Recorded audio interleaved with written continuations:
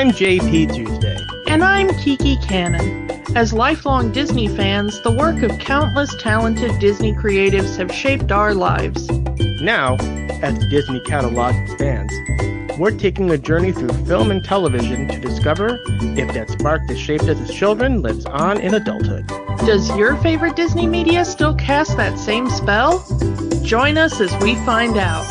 We are Rewatching the Magic. Hi, Kiki. Hi, Tuesday.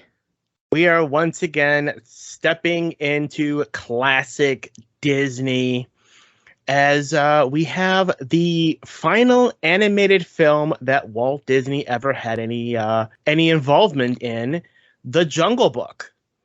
Unlike a lot of the classic Disney ones, which were kind of hit and miss for me, as we've talked about before, this one was one of the ones that was kind of bigger in my childhood. This one was a frequent play in my house. I can't remember if I had it on VHS or it was just on TV a lot, but I do remember watching this a lot when I was a kid. I do have a little bit of a connection to this in that this was one of the first films I ever saw in a theater. Huh. Yeah, during one of those re-releases in the 80s, my parents took me to see this movie. Me and my little brother, we saw this in the theater. So yeah, this was one of, if not the first film I ever saw in a traditional theater. Because me and my brother at that young age were very hyperactive, my mom would usually take us to the drive-in to see films. God, I miss drive-ins. I miss drive-in so much. So I guess, we were at little balls of energy. Where did that go? So take us to the drive-in, put us in the car, and have us watch the movie there, and we can, be little hyperactive little balls of energy, and it'd be fine. But for proper in-theater movies, yeah, The Jungle Book was like the first film I ever saw.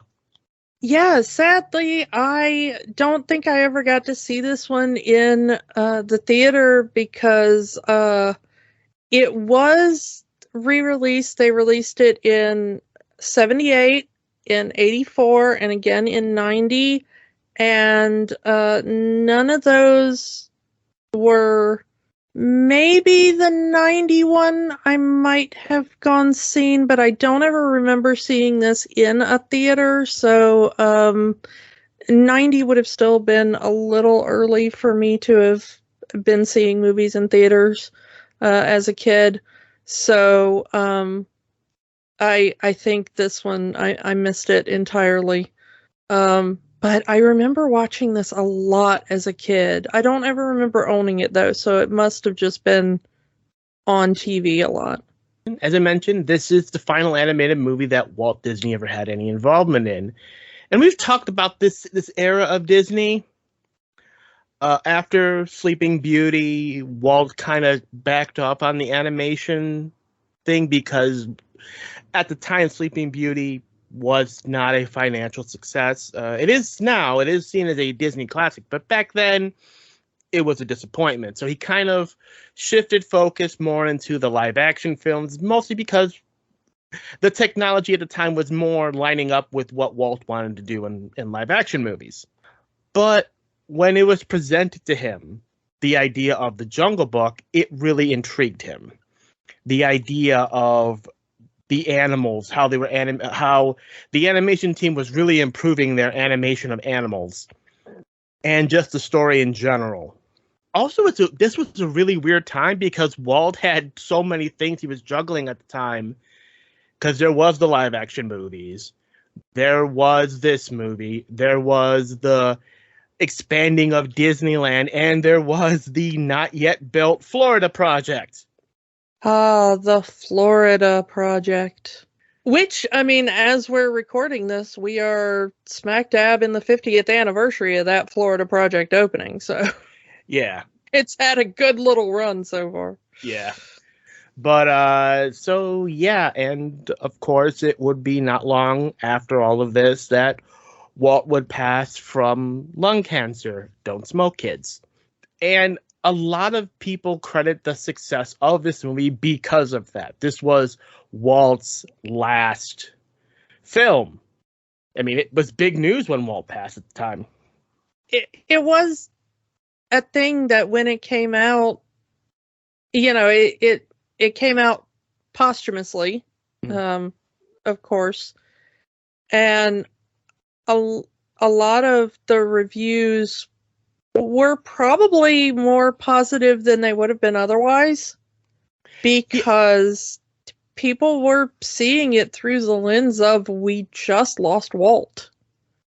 And this is the last thing we will ever see that Walt had a direct hand in, Yeah, I mean, how would it look if the reviews had said, yeah, Walt's last film, and it's a stinker? Yeah. So a lot of people were saying things like, well, it doesn't exactly stick to the book, but, and that's another thing. Yeah, it has some elements of the book, because the book itself is very episodic, which does fit in with the Walt style at the time. And we've talked about this with a lot of classic Disney movies at the time, that they felt very episodic. They felt like you could take 5 to 10 minutes of any of these movies, cut them out, release them as a short, and you wouldn't really lose any connection to the bigger picture. I mean, so Pinocchio, Alice in Wonderland. I mean, we've talked about that with a lot of these films. Yeah. Even Snow White. Yeah. Back that far, it really felt more like a series of shorts. But the stories themselves tend to flip-flop. Like, oh, here's a story of Mowgli in the jungle. Oh, now he's in the man village. He's going from the man village to the jungle, going to the jungle to the man village. So they had to find a way to make this work as a single story. So they went with the story of, we're going to have Mowgli take Mowgli to the man village, and that'll be the end. Doesn't exactly follow the book. All the characters in the movie are from the book, with the exception of one. Because in the books, the monkeys did not have a king. And they do in this movie. We'll get to it. Of course, like many of Disney's films at the time, we get more Sherman Brothers songs. Which, not a bad idea. Yeah. Possibly the best idea in the making of the film. Let's be honest. Yeah. All of the songs in the movie were written by the Sherman Brothers, with the exception of Bare Necessities. The Bare Necessities was written by Terry Gillickson, the song from this movie to enter the pop culture, as it were. Yeah, and weirdly, that was one of those songs that should have won an Oscar and didn't, because it was nominated. And then it lost to Talk to the Animals from Dr. Dolittle. We could talk to the animals, learn their languages, maybe take an animal degree. Right? And I'm not knocking on Talk to the Animals. It's a good song. But which one do you find yourself humming around the house out of those two songs more often? Exactly. Bare Necessities. Yeah, and I will hum both of those songs. Like I said, not knocking on Talk to the Animals. And, Leslie Burkuse, good composer, good lyricist, not knocking on that. But, come on. Bare Necessities is easily the bigger classic. And it's kind of re-entered the public consciousness, since it didn't DoorDash use it for a commercial recently. Yeah, I can't remember if that was the company or not, but yeah, it was recently in a commercial. Yeah, it's such a catchy little, Yeah. I don't know. It's so weird, the things that win awards and the things that stick in the popular consciousness are almost never the same things. I am constantly amazed when we go through these things and we're like, that's gotta be the thing that won the Oscar, right? No, it never is. But you're like, oh, that's the thing that sticks with us. Yeah. The other songs in this movie are just so great. Trust in Me is a great villain song. Oh, such a good villain song, and it gets overlooked a lot when we talk about Disney villain songs. Because Ka is not the main villain. That's Shere Khan. Yeah, but Shere Khan doesn't really get. He gets one line in We're Your Friends at the very end. Yeah, but Trust in Me is such a good. It needs to be longer. I wish it had been longer. Mm. And it's such a perfect song for a snake. It's got that slinky feeling. Like, I really want someone to do, and I'm sure someone has. I'm sure I'm not the first person to think of it, but you want like a nice belly dance number to this or whatever, And Sterling Holloway really, I mean, this is the same person that voices Winnie the Pooh, doing the most sinister version of himself for that song. Yeah, we've kind of talked before about how Sterling Holloway really only had that one voice, but he made it work for him. There are some voice actors that really they only have one voice. But looking at you, H. John Benjamin, but they make it work for them. They will run every single note of that one voice. And Sterling Holloway was one of those people. And in this one, he really proves that there's a sinister side to that Sterling Holloway voice. Mm-hmm. And I love that song so much, that Trust in Me song. Such a good villain song. But the Sherman Brothers always knew. I mean, every time we get to talk about them, I'm so happy. But they just, so good. They always knew how to write a banger, and every song in this is a banger, really. As a kid, I really liked Colonel Hachi's March. Yeah, Colonel Hachi's March is really good. It's got that beat, I had totally blocked from my mind the Beatles buzzards. Oh yeah, okay. This is one thing I wanted to talk about, is that the original plan was for the buzzards to be played by the Beatles. And then they called up the Beatles, and the Beatles were like, no, we don't do that. And then they did Yellow Submarine. Yeah, but Yellow Submarine is lit, so that's. So I mean, the vultures are obviously designed after the Beatles. One of them has that mop top haircut they were famous for back then. We're Your Friends was originally going to be a 60s style upbeat rock song, similar to what the Beatles would do, but Walt kind of shot it down because he said it would become dated very quickly. I mean, he wasn't wrong.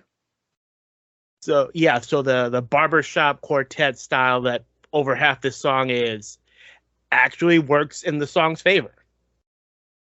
Though there is that part of me that feels like the Beatles doing an a cappella version of this song would have been so cool. Well, the Beatles doing anything is just cool. Yeah. I mean, that's the Beatles doing anything would just be evergreen cool, because that's just the Beatles. But can we just go to the universe where they actually did this movie? Yeah. Everybody has to admit that Bare Necessities and I Want to Be Like You are just the top of this film. Most of the people in this movie are people we've already talked about.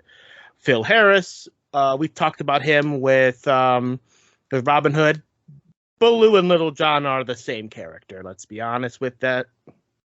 Oh yeah, you want to talk about one voice? He had one voice, the Disney Bear, and Thomas O'Malley.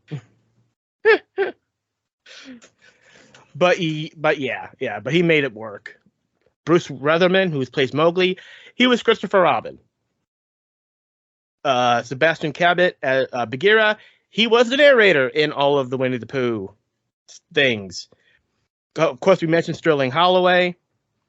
And just pretty much every regular Disney voice actor of the time is in here somewhere. But there are some people that that were exclusive to this movie.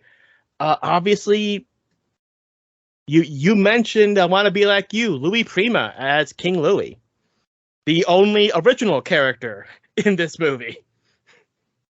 Yeah, and Louie Prima's kind of an interesting story because this is, again, kind of early Disney stunt casting. Not a lot of it at the time. In that early Disney day, they had their stable of voice actors. I mean, the Beatles would have been the ultimate stunt casting. Well, it would have, but this is kind of close. Because Louie Prima was a very famous jazz musician and would have been known, at least to the parents, taking their children to see this. So he was a trumpeter, and a singer and a band leader, mostly during the 40s, 50s, big band jazz swing out of New Orleans. And he got his start because in New Orleans at the time, it was still heavily racially segregated, but Italian Americans like Louie Prima were suffering a lot of ethnic stereotyping and bigotry. And so they were hanging out in the same clubs as a lot of the African American musicians and a lot of the Jewish musicians as well and stuff. So a lot of the marginalized groups were all kind of hanging out around each other in New Orleans. And he got to know a lot of the African American jazz musicians like Louis Armstrong and some of the other big names in there. And they all kind of learned from each other, and they hung out and played together, and it wasn't as much racially segregated in the way you would think.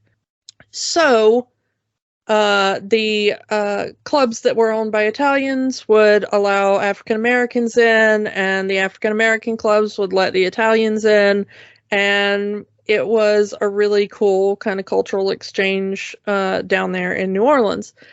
And when he got bigger and all, he sort of bridged a lot of gaps there between the white audiences and the African American audiences because of that. So it was he was a kind of interesting figure in there in the jazz and big band scene at the time. So he got the part because they were looking for a big jazz voice sound that people would be interested in to do the voice of this monkey character, and they named him King Louie. So I don't know if he was named King Louie before the thing. I think they were probably thinking of Louis Armstrong, and then they went with Louie Prima instead, but I don't know.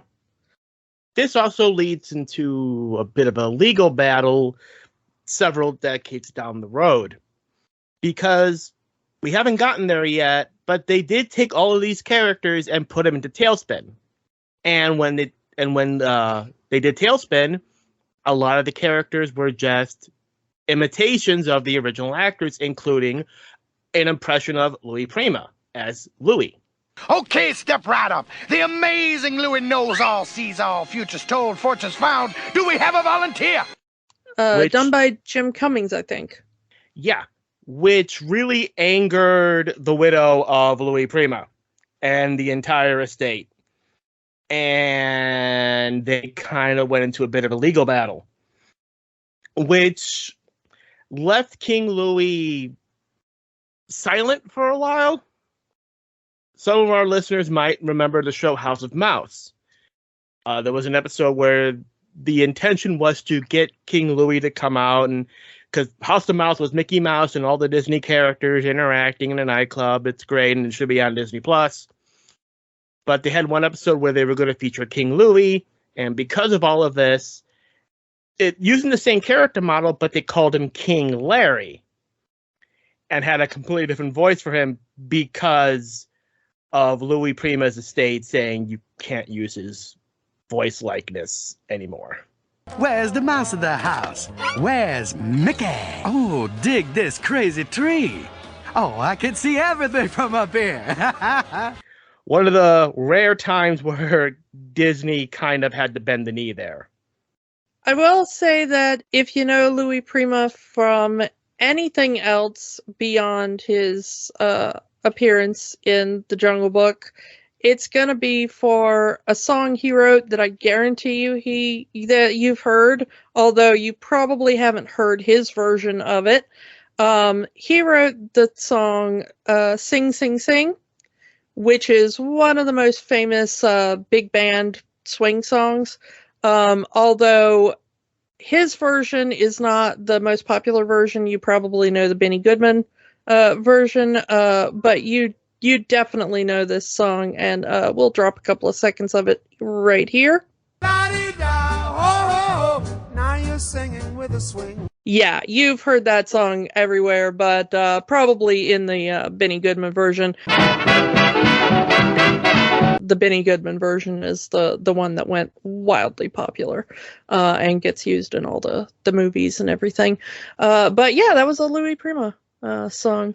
So you've definitely heard that one. One more note of Louie Prima I want to put out there before we move on is that after this, he thought he would get more work with Disney. But he didn't. He actually was hoping to be in Robin Hood, which I think I mentioned this in the Robin Hood episode, and was very disappointed that Disney didn't call him to be in Robin Hood. Don't know who he would have played, but he wanted to be in Robin Hood. Apparently he was a real big fan of the story and wanted to be a part of it. So much so that he would record an album called King Louie Meets Robin Hood. King Louie and Robin Hood were friends long ago. If you believe in make-believe, you'll find that this is so. In which he retells the entire story as it is in the movie and covers all of the songs from the movie. There is a version of the Phoney King of England as sung by Louie Prima, and it is great. Incredible as he is inept, whenever the history books are kept, they'll call him the Phoney King of England. He was a really cool guy, and if you've only ever heard of him because of Jungle Book, I highly encourage you to go look him up. He has a really interesting history and opened a lot of doors. So, yeah. George Sanders as Shere Khan. Yeah, not a huge Disney connection, but he did have a very interesting career. He was in the Hitchcock movie Rebecca, which is one of my favorites. Such a great movie. And he won an Oscar for his role in All About Eve, which is also an amazing film if you've never seen it. So go get you some classic Hollywood there. He was also Mr. Freeze in the Adam West, Burt Ward Batman series. And he was one of the people who played Simon Templar in The Saint, but it was in the movies made in the 30s and 40s. So he was one of the old school versions of that character. So if you're into that sort of thing. Yeah, this is kind of the one thing he did for Disney, but he would have been very well known to, again, the parents. So another bit of kind of stunt casting at the time. A thing that they didn't often do at the time in Disney, they drew Shere Khan to look like his face. If you've never seen what George Sanders looks like, even just go hit his Wikipedia page and you can see it in the picture that he's got the same kind of smile and the same kind of eyes as Shere Khan. It's a really cool. They've managed to capture that same kind of look. So yeah, and something that Kiki pointed out to me before we started recording, Junior, Colonel Hachi's son, Clint Howard. Yeah, which I didn't even know until we did the rewatch. I never realized that the little baby elephant was little baby Clint Howard. Oh my goodness. So adorable. Yeah, so the brother of Ron Howard as well, but of course, not to demean him in the slightest. He's of course a wonderful actor in his own right. I always remember him from his roles on Star Trek, of course, but he's been in freaking everything by this point. He's just a great character actor. Other Disney connection, because he did show up in Solo, a Star Wars story. Directed by Ron Howard. But, yeah, mostly because his brother directed it, but I mean, he was even the voice of Roo in one of the Winnie the Poohs at one point, Winnie the Pooh and the Honey Tree. But yeah, so it was cute to realize that was him, because I don't think I'd ever realized that before. And speaking of other kind of cool Star Trek connections, the little girl at the end of the film that just sings the song, she doesn't get any speaking parts, is Darlene Carr, who has had kind of an interesting career. I think she's retired from acting now, actually. She also did a lot of the singing in Sound of Music. She dubbed over for a lot of the Von Trapp children, the younger ones. And then she just kind of did a lot of character acting work as well, including an episode of Deep Space Nine, which I thought was kind of cool. This kid actually has a name. She's not given a name in this film. When they eventually did Jungle Book 2, the direct-to-video sequel, she's given the name Shanti. However, in the credits, I think, of this one, she's just the human girl. Well, they can't call her the man girl. Yeah. Yeah, Mowgli is the man cub throughout to most of the others. So she's the... So let's move on to the film Content Warning. Yeah, this one does have that cultural sensitivity warning now on Disney Plus.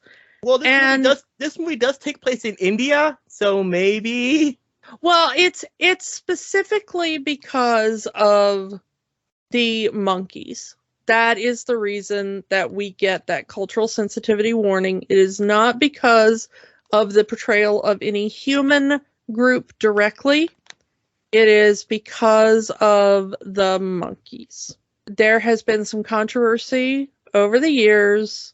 People can make up their own minds about this, whether or not having a group of monkeys dancing around and singing jazz might be culturally insensitive and suggestive. And all of these are voiced by white men. Yeah, and there is the thing that, they are all... I don't know if it would make it better if they were not voiced, I don't know. But that is why. Disney has added the disclaimer. It is their standard boilerplate disclaimer: outdated cultural depictions, wrong then, wrong now. In any case, it's there. Yeah. And that's why it's there. So let's get into the story. I guess this completes the trifecta of abandoned human children in jungles that grow up. Because we have Tarzan, George, and now Mowgli. Well, yeah. So yeah, Mowgli, the little man cub, as he called throughout the whole film, abandoned in the jungle. We get the one shot of a destroyed boat with the bassinet in there. Yeah, he grows up with the wolves. But they decide, hey, Shere Khan's back. We need to get rid of the man cub because Shere Khan hates man. They explain later in the film because, of their fire and their firearms. Fair point to Shere Khan. But as they say, he's just a kid. He doesn't know about those things yet. He has no idea what fire is or how to make fire. He doesn't know what a rifle is. Shere Khan doesn't care. He's not going to give Mowgli the chance to know what those things are. He just wants to get rid of them and get rid of all of the humans that are in the jungle. I'm not sure what his rank is. The vultures do call him Your Highness at one point. But that's all we know. Yeah. It's interesting. The thing is that I want to go back to how Mowgli ends up with the wolves, because Bagheera is the one that finds Mowgli and immediately is like, "Oh yeah, wolves. Let's give him to the wolves to raise." I mean, his logic is this child needs mother's milk, and the only new mother I know of is this wolf. I mean, it ain't the best thing, but he's thinking on his feet at this point. Though I do like that he freely admits, my first instinct was to leave this kid in there, but yeah, I'm not going to abandon a kid. I'm just kind of impressed that his first instinct wasn't just to eat it. He is a panther. Yeah, I mean, it's like, it's like you're an obligate carnivore, and that's easy meat. And instead, you're like, oh, let's take it to a wolf mother to raise. I don't know. It's like, I mean, good for Bagheera. I'm not saying like I want him to eat the child. I'm just saying I appreciate the restraint. Good for you. It's really weird that he even says, he wants to take it to the man village, but the child's not going to survive without nourishment. Wouldn't it be easier to have the wolf mother give the milk to the baby and then take the baby to the man village? But no, the wolves raise the boy as their own. The wolf father even says he's like a son to me.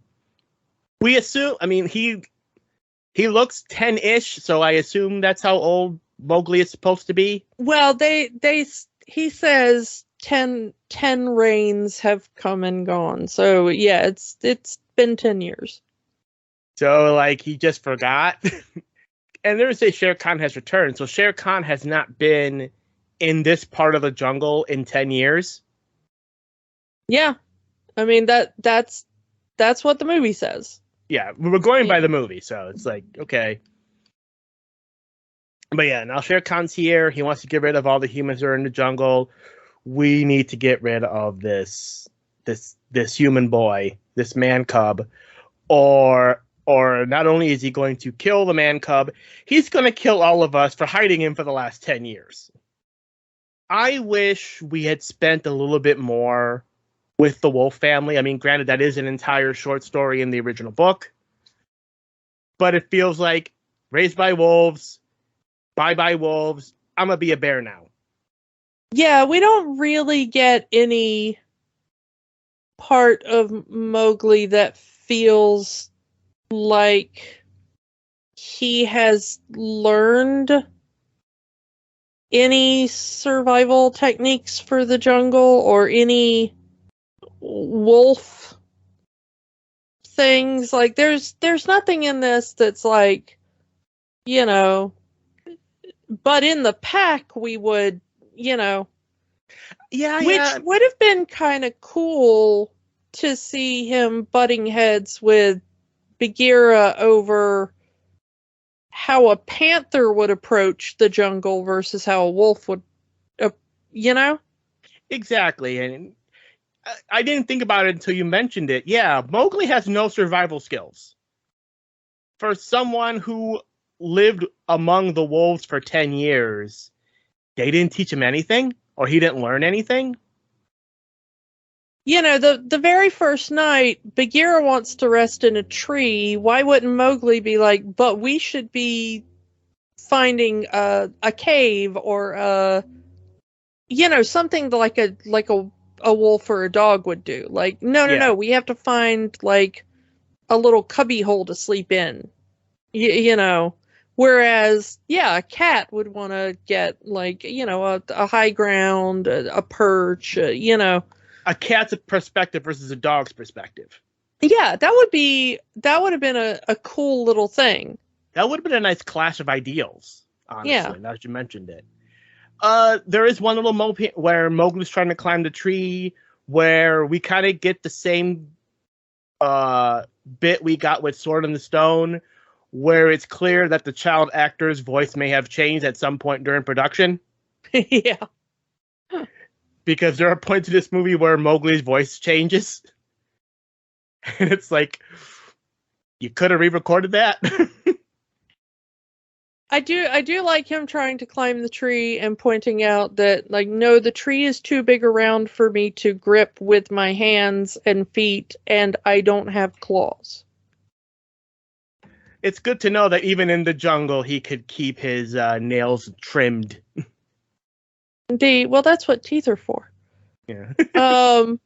But I do like the little sound effect when Bagheera is like, well, I'll climb up a little bit and you climb on my back and everything. And then Mowgli kind of steps on his head and he gives that cat screech, and they put in the little kind of roar, the little cat screech sound effect. He shows his complete lack of survival skills by almost getting eaten by Kaa while in the tree. Well, yeah, I was going to say, this is when we get introduced to Kaa for the first time, which is one of my favorite bits, because I love Kaa so much. I'm so sad that we don't get more Kaa in the film. Because Kaa is... yeah, we get him here, and then we get him for his song, and then that's it. Yeah, we needed more Kaa in this film, honestly. If I've got a big complaint about the film, it's that. Because he's my favorite bit. And he's defeated twice by Mowgli the exact same way. With the exact same animation. Yeah. It's, Bagheera's kind of nodding off, and he doesn't want to hear Mowgli talk anymore, and Mowgli's trying to say, like, hey, there's a giant snake. Should I be worried about it? And Kaa decides to, hypnotize Mowgli and is like, oh, look, dinner. Yay. And then finally Bagheera wakes up and almost gets hypnotized himself. This whole thing is Bagheera is proven right, because Mowgli says, I can take care of myself. I lived in the jungle all my life. I know what I'm doing. Only he doesn't. And Bagheera even says, sure, you sure you could survive in the jungle by yourself? You couldn't even survive one night.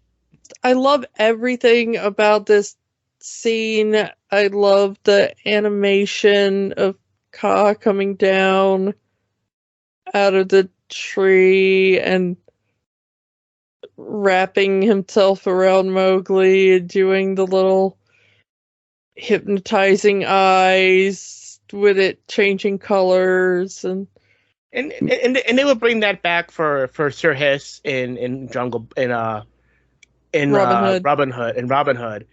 Half the animation in here is reused in Robin Hood. Let's be real. Yeah, well, this was one of the movies they used the Xerox technique too, so some of the animation doesn't hold up quite as well. It's so adorable. the way that they do this whole thing, and Mowgli trying to call out, and the tail wrapping around his throat, and Kaa unhinging his jaw, and it's such a cool little scene. Yeah. Kaa getting the knot in his tail, which comes back later in the film, and making all the puns with his sacroiliac, and and his sinuses. My sinus. Then we get to the The elephants. Scene. Yeah, the elephant scene, the marching, and especially little Junior, who wants to be just like his dad. And Mowgli decides to join in. Oh, this looks fun. It's a parade, yeah. Yay. And then, of course, Colonel Haas saying, "I'm not going to have a man cub in my regiment. It's an abomination to have a human in my ranks."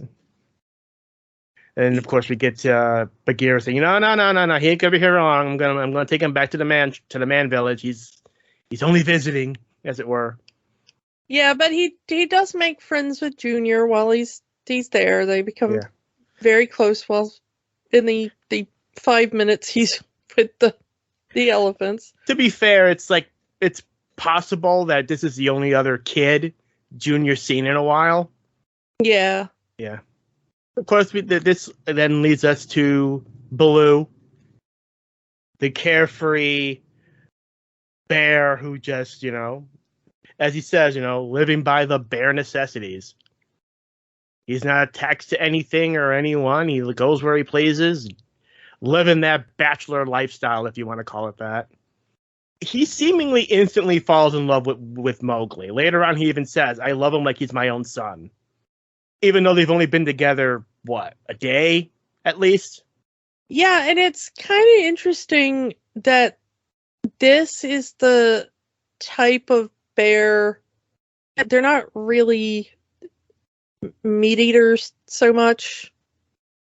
They mostly just do eat what we see Baloo eating. Fruits and bugs and whatnot. Yeah, they eat ants and they eat fruit, and he's a vegetarian bear. Yeah, it's kind of interesting. It wouldn't be out hunting, prey like that. So it's kind of cool to see Baloo just out being like, "Oh yeah, I'm just gonna, go out and eat me some ants." Oh look, a man cub. Yeah, that's cool. Whatever. Have some fruit. It's kind of interesting that's the particular type. Baloo's song really kind of plays into that. Yeah, teaching him how to be a bear. Teach how to fight like a bear, and if you work like the bee, you're working too hard. He's that very relaxed lifestyle without the excess of everything else, which is nice in theory. In some cases, it is nice, a little lesson.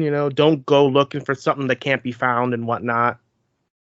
It is a more laid back approach to life, and it's ended up being kind of the way we see Baloo portrayed in subsequent things, even something like TaleSpin, I just thought of something.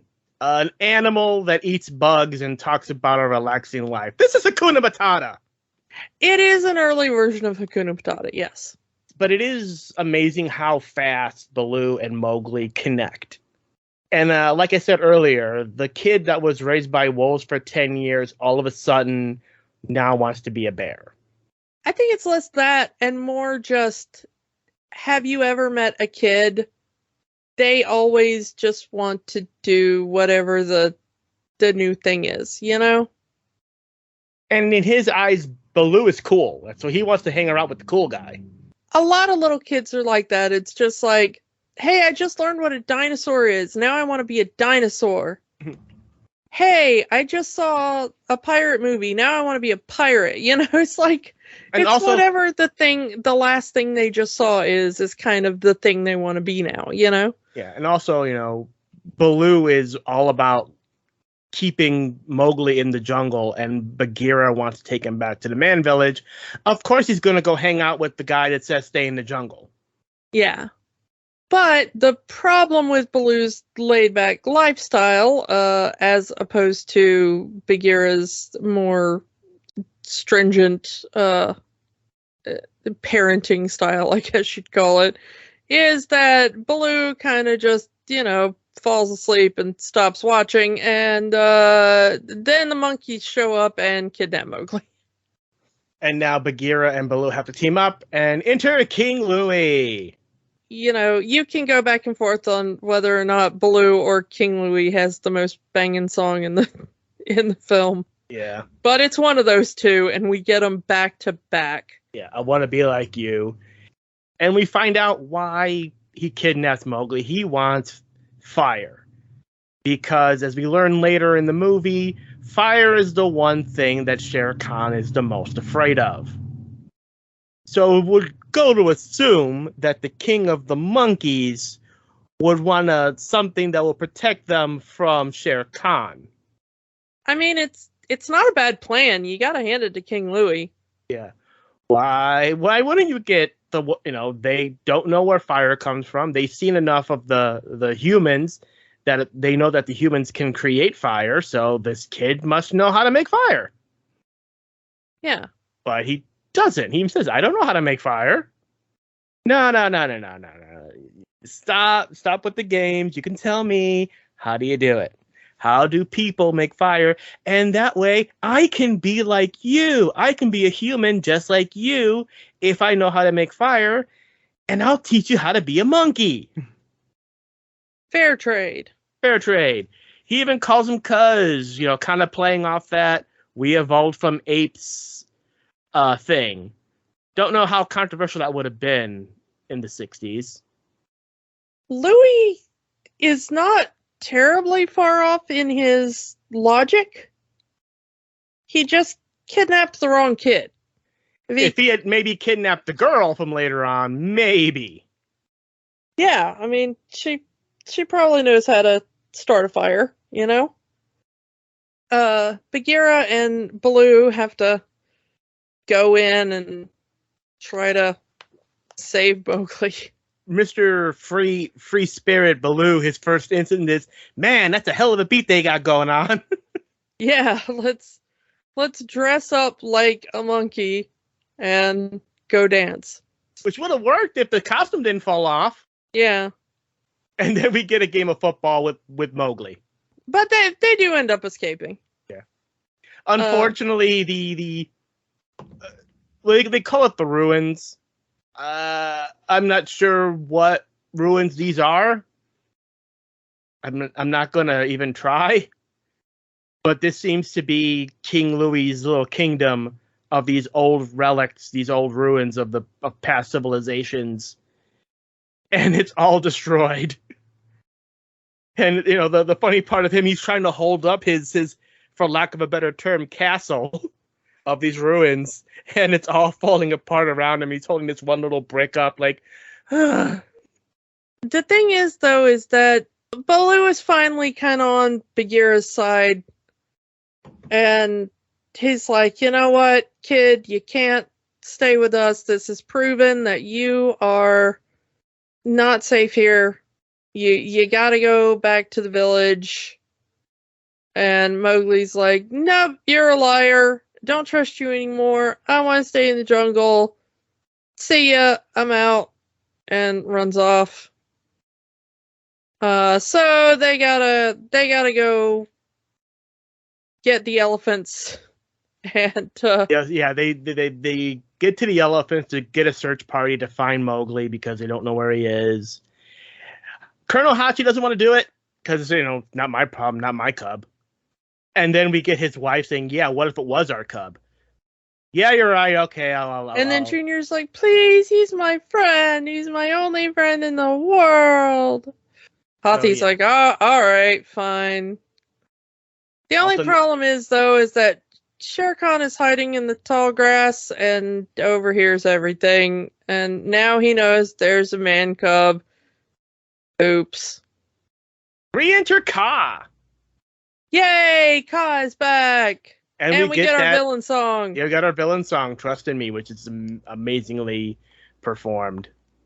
Yeah. And I love, his little things like, hold still, please. You're snoring.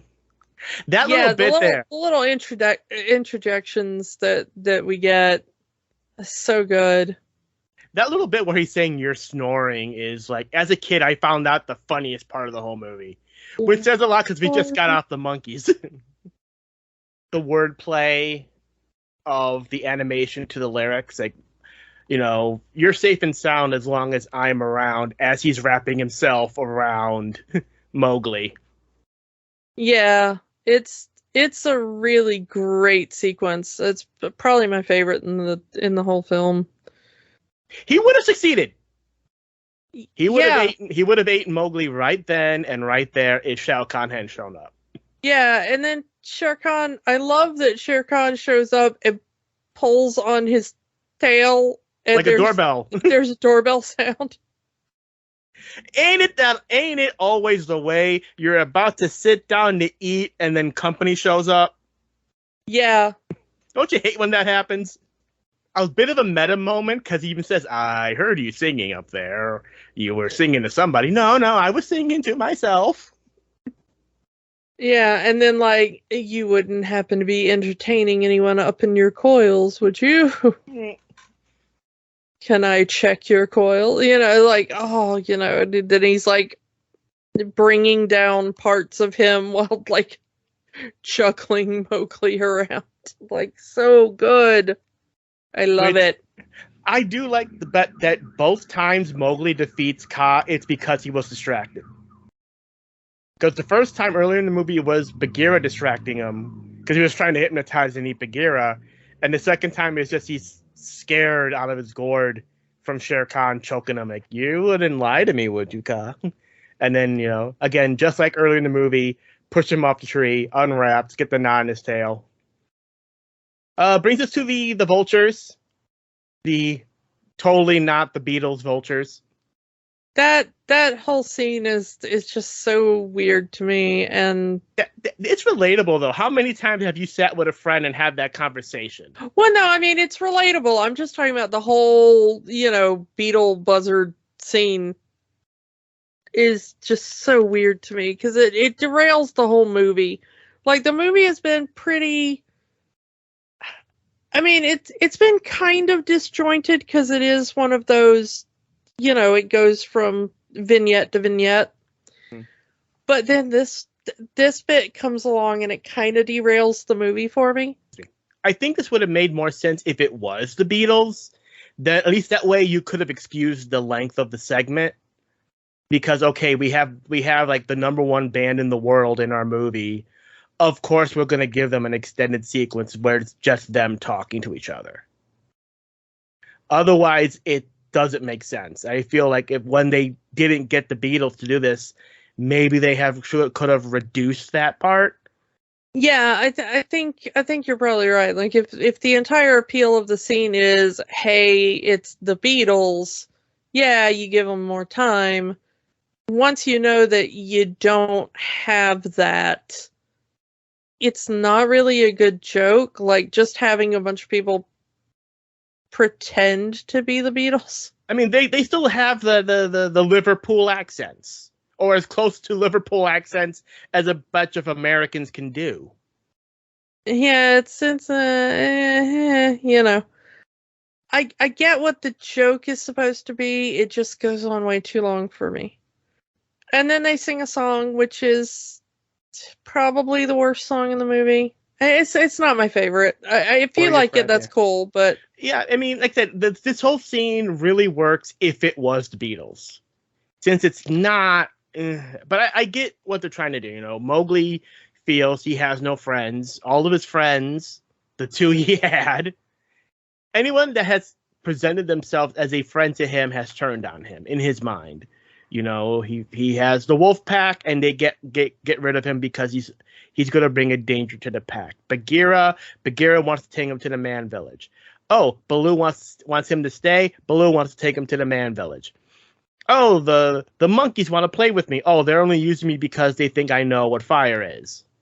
So it's like everyone who's ever been or presented themselves as a friend to him has had ulterior motives. So the brothers say, "Oh, we'll be your friends," and then they sing their "We're your friends to the bitter end."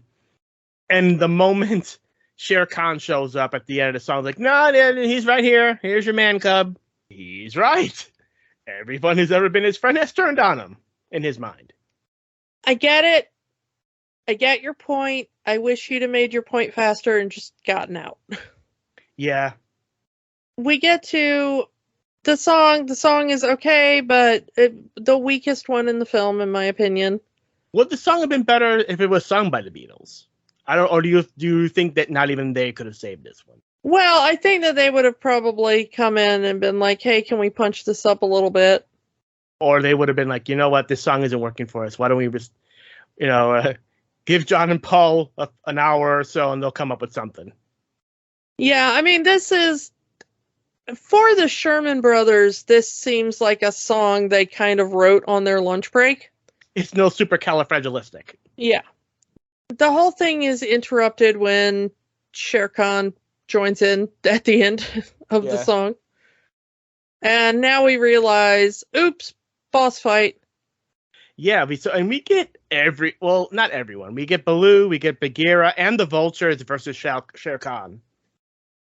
Well, the Vultures sing about being your friend, and then they kind of sit most of the battle out until it's like, oh, well, that they mostly got it. Now we're kind of safe to just do a flyby, Isn't that what vultures do, though? Wait till the battle's over, then pick the bones? Well, yeah, but it's like, that's not what friends do. Yeah, but I feel like their involvement during this last part of the movie, it goes back to my original point. If it was the Beatles, it would make sense for these characters who are introduced in this last part of the movie to be involved with the final battle. So anyway, Shere Khan seemingly kills off Baloo. Well, we have to mention how Shere Khan is defeated, though, because there's a storm that comes up, and lightning hits a tree and sparks a fire, and then, that's where we get the reveal that Shere Khan is scared of fire, and they tell Mowgli to use the fire against Shere Khan, and Mowgli ties on the branch that's on fire. Branch to Shere Khan's tail, and Shere Khan is so terrified of the branch and the fire. I love that part where he starts running and his tail flips over, and then the fire is right in front of his face. Yeah, it's good animation. Yeah, like Shere Khan had a flashback at that moment. Yeah, and then he runs off into the jungle through the tall grass, and you just know, like, he's just set like half the jungle on fire.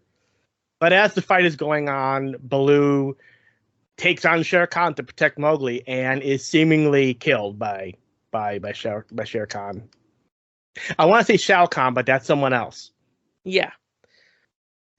Shere Khan is defeated for now with the fire, but it's seeming that Baloo has made the ultimate sacrifice.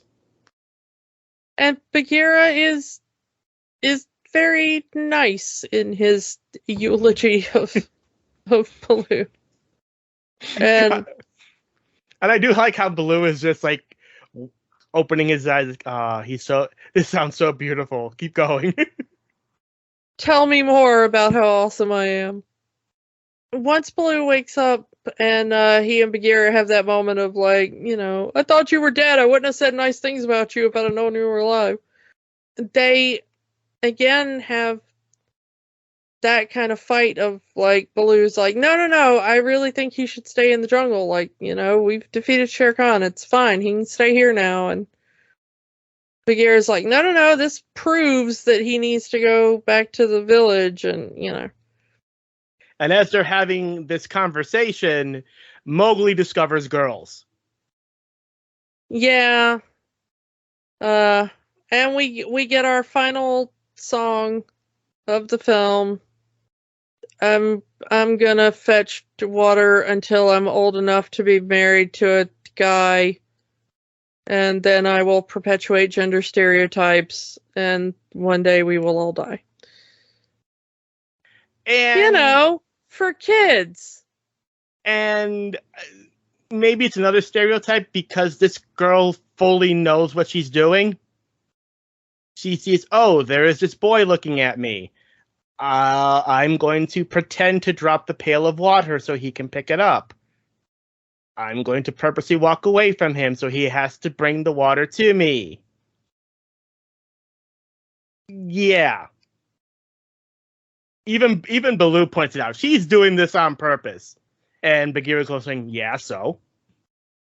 So the animation of Mowgli trying to balance the pail of water on his head the way Shanti is, it's adorable in a way. And then of course you get the Baloo saying, "Come back, Mowgli, come back." Bagheera saying, "Go on, kid, go on." Mowgli looking at the girl, him getting the goofy face and shrugging his shoulders. Yeah, I'm gonna go with the cute girl. I'm sorry. Dude just straight up leaves his bros behind for a girl. Tale as old as time. So yeah, dude just leaves he breaks the bro code, man, the bro code.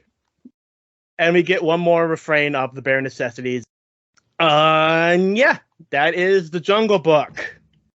I don't think this movie would have gotten the praise it did, or the legacy it did, if this wasn't Walt's final film.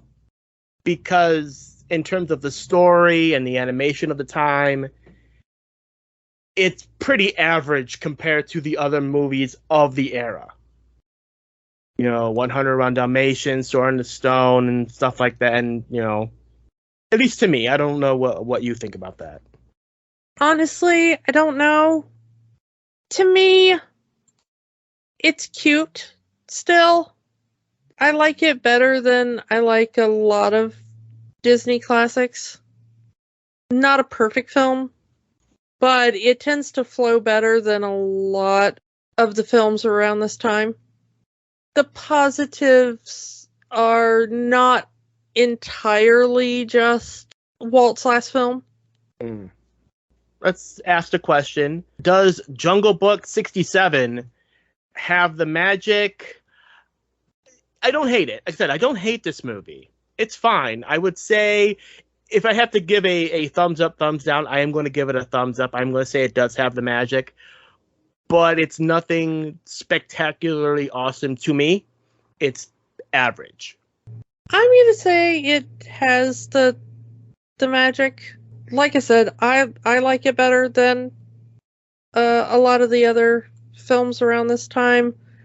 And I'm going to say I end up liking it better than I like a lot of the other versions of the Jungle Book I've seen. I haven't seen the Disney remake that they tried to do. The Favreau one? The Favreau one. But I've seen other people's versions where they try to tell the Mowgli story, And honestly, I tend to like this one better. I know that the original book was a lot darker, and a lot of people, they want to go back to that original stuff. I don't know. I like this one. Let's move on to next week. Next week, we're getting that new Buzz Lightyear movie, and from what I've seen so far, it's actually looking pretty good. So we are going to dive back into the original Buzz Lightyear world, diving back into the Toy Story franchise with Toy Story 2, Pixar's first sequel. Yeah, I can't wait. The trailers for Lightyear are looking really good, and it's been quite some time since I've seen Toy Story 2, so... Prepare to bring tissues for Sarah McLachlan thinking about a doll being unloved. Yeah. So yeah, we're going. So come back next week for Toy Story 2, and we will talk to you all next time. Bye. Bye. Don't let the magic stop here. Join our conversation online on Facebook at Rewatching the Magic. Twitter at Rewatch the Magic. And of course, new episodes every week at rewatchingthemagic.podbean.com. Remember, the magic is for everyone. It only stops if you let it.